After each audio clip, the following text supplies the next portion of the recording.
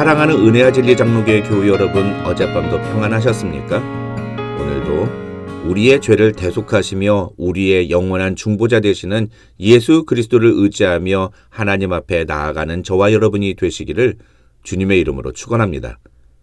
오늘 새벽에 만나 본문은 출애굽기 33장 1절에서 11절입니다. 출애굽기 33장 1절에서 11절을 제가 읽어드리겠습니다.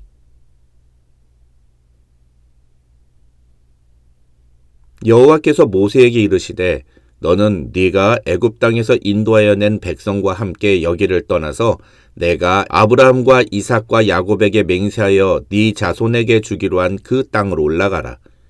내가 사자를 너보다 앞서 보내어 가나안 사람과 아모리 사람과 헷 사람과 브리스 사람과 히윗 사람과 여부스 사람을 쫓아내고 너희를 젖과 꿀이 흐르는 땅에 이르게 하려니와 나는 너희와 함께 올라가지 아니하리니 너희는 목이 곧은 백성인즉 내가 길에서 너희를 진멸할까 염려함이니라 하시니 백성이 이 준엄한 말씀을 듣고 슬퍼하여 한 사람도 자기의 몸을 단장하지 아니하니 여호와께서 모세에게 이르시기를 이스라엘 자손에게 이르라. 너희는 목이 곧은 백성인즉 내가 한순간이라도 너희 가운데에 이르면 너희를 진멸하리니 너희는 장신구를 떼어내라. 그리하면 내가 너희에게 어떻게 할 것인지 정하겠노라 하셨음이라.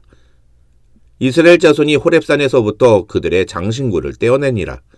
모세가 항상 장막을 취하여 진 밖에 쳐서 진과 멀리 떠나게 하고 회막이라 이름하니 여호와를 앙무하는 자는 다 진 바깥 회막으로 나아가며 모세가 회막으로 나아갈 때에는 백성이 다 일어나 자기 장막문에 서서 모세가 회막에 들어가기까지 바라보며 모세가 회막에 들어갈 때에 구름 기둥이 내려 회막문에 서며 여호와께서 모세와 말씀하시니 모든 백성이 회막문에 구름 기둥이 서 있는 것을 보고 다 일어나 각기 장막문에 서서 예배하며 사람이 자기의 친구와 이야기함 같이 여호와께서는 모세와 대면하여 말씀하시며 모세는 진으로 돌아오나 눈의 아들 젊은 수종자 여호수아는 회막을 떠나지 아니하니라.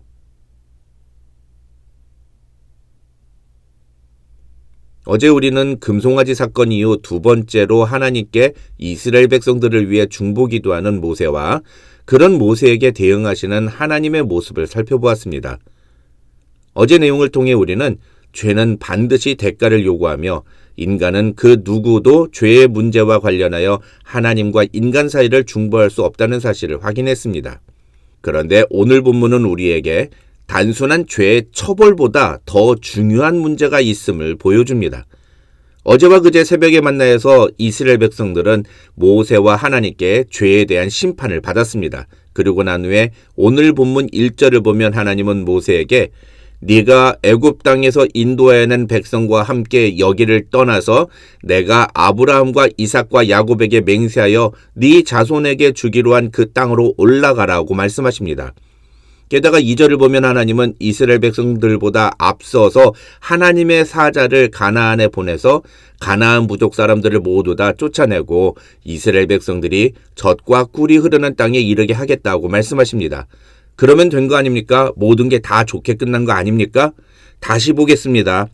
하나님은 이스라엘 백성들을 위해서 사자들을 앞서 보내주시겠다고 약속하십니다. 그리고 그 사자들을 통해서 가나안 땅에 거주하는 가나안 부족 사람들을 쫓아내서 이스라엘 자손들이 안전하게 가나안 땅에 들어갈 수 있도록 해주시겠다고 약속하셨습니다. 그러면서 단 하나만 약속하지 않으십니다. 그것은 하나님이 이스라엘 백성들과 같이 가나안 땅으로 가지 않으시겠다는 것입니다.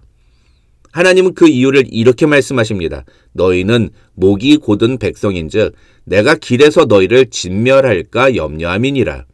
이 말씀은 하나님이 함께하지 않으시겠다는 말씀이 광야에서는 계속 같이 가시다가 가나안 땅에만 같이 들어가지 않겠다는 말이 아니라 이제부터 앞으로 계속 같이 가지 않겠다는 뜻이라는 것을 의미하는 것입니다.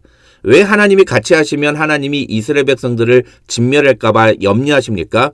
하나님은 그 이유를 이스라엘 백성들이 목이 곧은 백성들이기 때문이라고 말씀하십니다.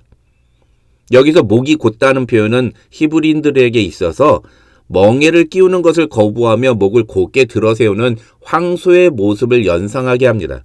다시 말해서 목이 곧은 백성이라는 말은 하나님의 명령을 따르거나 하나님의 통치를 받지 않고 내 마음대로, 내 멋대로 살겠다고 주장하는 사람들이라는 의미인 것입니다.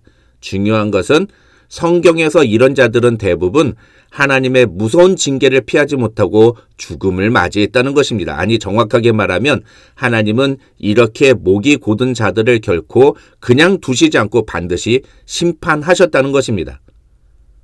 사실 이스라엘 백성들도 금송아지를 만들었을 때 바로 진멸당에 마땅했습니다. 그리고 하나님도 모세에게 내가 이들을 진멸하고 너를 통해 새로운 나라를 만들겠다고까지 말씀하셨습니다. 그러나 모세가 하나님의 뜻에 맞는 기도를 드림으로 하나님은 그 뜻을 돌이키셨고 이스라엘 백성들은 진멸의 위기에서 벗어날 수 있었습니다. 다만 그 과정에서도 끝까지 회개하지 않았던 3,000명은 결국 죽음을 피하지 못했습니다. 넓은 관점에서 보면 나중에 민수기 14장 사건 때문에 출애굽 1세대들은 결국 가나안 땅에 들어가지 못하고 모두 다 광야에서 진멸을 당하게 됩니다. 좁은 관점에서 보면 민수기 16장에 보면은 하나님의 주권을 인정하지 않고 자신들의 권리를 주장했던 고라와 다단, 아비람 일당은 하나님의 준엄한 심판으로 땅이 갈라져 모두 진멸을 당하게 됩니다. 하나님은 바로 이런 상황을 말씀하시면서 모세에게 너희와 함께 올라가지 않겠다고 말씀하신 것입니다. 그러자 이스라엘 백성들은 그제서야 자신들이 얼마나 심각한 죄를 지었는지를 깨닫습니다. 왜냐하면 아무리 가나안 땅에 들어간다 하더라도 하나님이 함께 하시지 않는 것은 그들에게 얼마나 큰 저주인지를 그들이 알았기 때문인 것입니다. 그래서 4절을 보시면 백성이 이 준엄한 말씀을 듣고 슬퍼하여 한 사람도 자기의 몸을 단장하지 아니하니라고 성경은 말합니다. 그런데 이 4절의 반응은 사실 5절에서 하나님이 말씀하신 것에 순종한 것입니다. 하나님은 모세를 통해서 이스라엘 백성들에게 사람들이 각자 코나 귀에 걸고 있던 장신구를 떼라고 말씀하십니다. 그렇게 하면 하나님은 앞으로 어떻게 하실 것인지를 다시 생각해 보시겠다고 모세에게 말씀하셨습니다. 이것은 단순히 외모를 단정하게 하라는 말씀이 아닙니다. 고대 근동의 문화적, 종교적 풍습의 맥락에서 이 말씀을 보면 하나님은 하나님 외에 자신을 보호해 줄 것이라고 믿었던 모든 세상적인 그리고 주술적인 대상을 완전히 버리라는 요구를 하심과 동시에 그런 행동을 통해서 회개의 분명한 태도를 보일 것을 주문하시는 것입니다. 다시 말해서 네가 믿고 의지하는 것과의 관계를 단절해라. 그리고 그 의지를 구체적인 행동으로 증명해라. 이런 의미인 것입니다. 그러나 그들이 하나님의 말씀대로 장신구를 떼어낸 것은 죽음이 두려워서라기보다는 아까 말씀드린 것처럼 하나님이 더 이상 자신들과 동행하지 않으시겠다고 선언하셨기 때문이라고 볼 수 있습니다. 사랑하는 성도 여러분, 오늘 이 아침에 이 말씀이 저와 여러분의 마음에 깊이 새겨지기를 주님의 이름으로 축원합니다. 세상에서 아무리 큰 성공을 거두어도 하나님이 함께하지 않으시면 우리에게는 아무 소망이 없다는 것을 우리는 잊지 말아야 합니다. 그러나 이것은 단순한 마음의 결단만으로는 충분하지 않습니다. 우리도 우리의 장신구를 떼어내야 합니다. 하나님만을 의지하고 하나님 없이는 아무것도 소망이 없다는 것을 우리의 행동으로, 우리의 삶으로 하나님께 고백해야 합니다. 그 다음 7절에서 11절에는 모세가 장막을 취하여 진 밖에서 회막을 세우고 거기서 하나님과 교제했다는 내용이 기록되어 있습니다. 전에 제가 회막은 성막의 다른 이름이라고 말씀을 드렸는데요.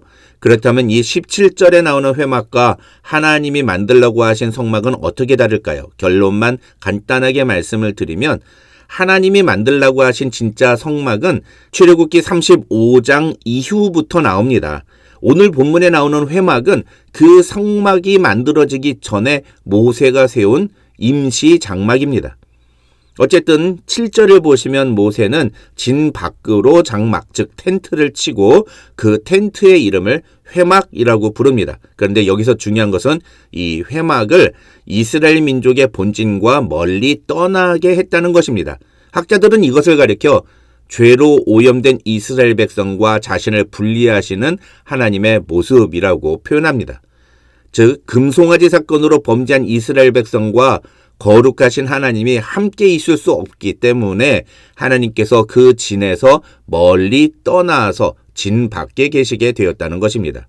그런데 그 다음 장면인 8절에서 10절을 보면 이스라엘 백성들은 모세가 이 회막에 들어갈 때까지 모두 일어서서 지켜보았으며 구름 기둥이 그 회막문에 임할 때 각자 텐트 앞에 서서 예배를 드렸다고 성경은 말합니다.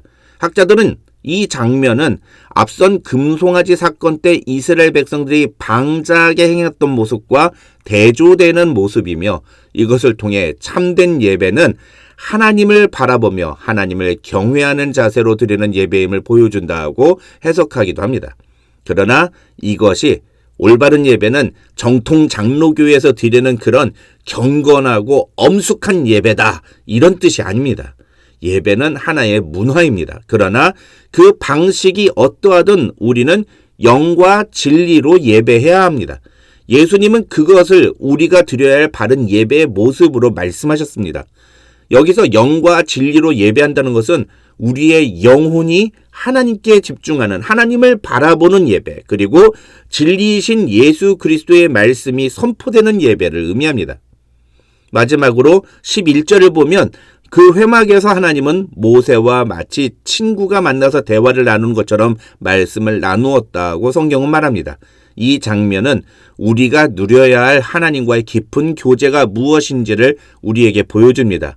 이 장면은 다음 주에 우리가 다룰 33장 뒷부분과 연결이 되는데 오늘 우리가 21절 아니 7절로 11절에서 절대로 놓쳐서는 안 되는 것은 바로 이 7절로 11절에서 하나님이 모세를 대하시는 모습이 1절로 3절에서 하나님이 이스라엘 백성들을 대하시는 모습과 완전히 상반된 모습이라는 것입니다. 무엇이 그 차이를 만들었습니까? 바로 죄입니다. 그래서 오늘 본문을 통해 우리는 우리가 하나님 앞에 범죄할 때 하나님과 우리 사이의 관계가 어떻게 변화되는지를 깨달아야만 하며 그것을 회복하기 위해 우리에게 필요한 것이 무엇인지를 알아야만 합니다.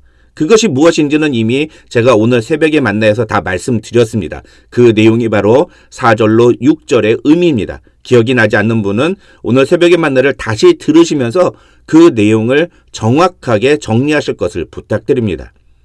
오늘도 우리와 교제하시며 함께 하시는 하나님을 기억하고 늘 하나님 앞에 바른 태도로 나아가는 저와 여러분이 되시기를 주님의 이름으로 축원합니다.